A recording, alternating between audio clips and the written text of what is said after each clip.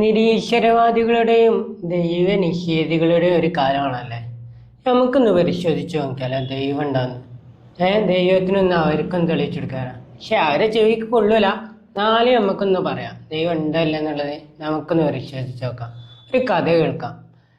അബു ഹനീഫ ഇമാമിന്റെ നാട്ടില് ബസറയില് ഒരു അഗ്നി ആരാധകൻ വരുന്നുണ്ട്. മൂപ്പര് കച്ചവടക്കാരനാണ്. പക്ഷെ മൂപ്പർക്ക് പണി എന്താ വെച്ചാല് നാട്ടിലെത്തിയോ ആ നാട്ടുകാരൊക്കെ വിളിച്ചു കൂട്ടും.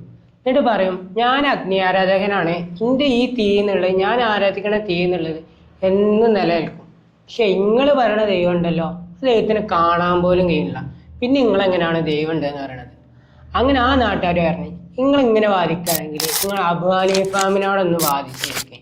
നാളെ നിങ്ങൾക്ക് നിങ്ങളെ ദൈവമാണ് സത്യം, നിങ്ങളെ ഈ അഗ്നിയാണ് സത്യം എന്ന് ഞങ്ങൾ സമ്മതിച്ചു തരാം. അങ്ങനെ മൂപ്പര് പറഞ്ഞു, ഈ അബു ഹനീഫ എന്നുള്ളത് ചെറുപ്പക്കാരനല്ലേ, വല്ലത് പണ്ഡിതന്മാരെ വിളിക്കുന്നു. പക്ഷെ നാട്ടുകാരെ സമ്മതിച്ചില്ല. നാട്ടുകാരെന്ത് പറഞ്ഞ് എന്തായാലും അബു ഹനീഫാമിനോട് വാദിച്ചു വയ്ക്കണമെന്ന്. അങ്ങനെ അടുത്ത ദിവസം പള്ളിയിൽ ഓല് ഒരുമിച്ച് കൂടി. പള്ളിയിൽ ഒരുമിച്ച് കൂടിയിട്ട് ദൈവത്തിനെ തെളിയിക്കാനുള്ളതാണ്. ഇയാൾ നേരത്തെ എത്തിയാണ്.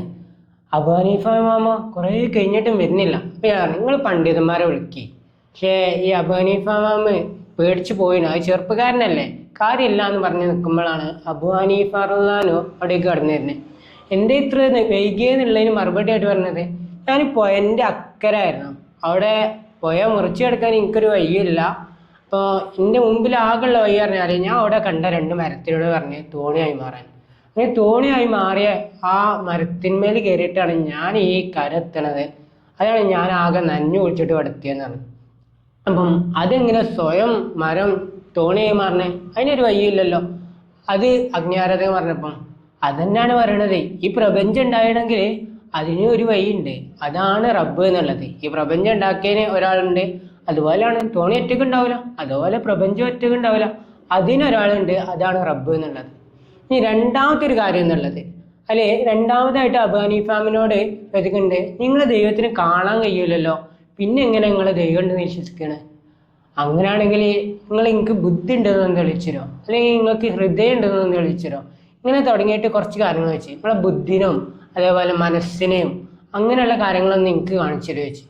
അതിപ്പോൾ കാണാൻ സാധിക്കില്ല, എനിക്ക് കാണിച്ചു തരാൻ പറ്റില്ല എന്ന് അയാൾ മറുപടി പറഞ്ഞപ്പം അങ്ങനെയല്ലാന്ന്. അതേപോലെ തന്നെയാണ് കാണാൻ പറ്റാത്തതാണ് ദൈവം എന്നുള്ളതും.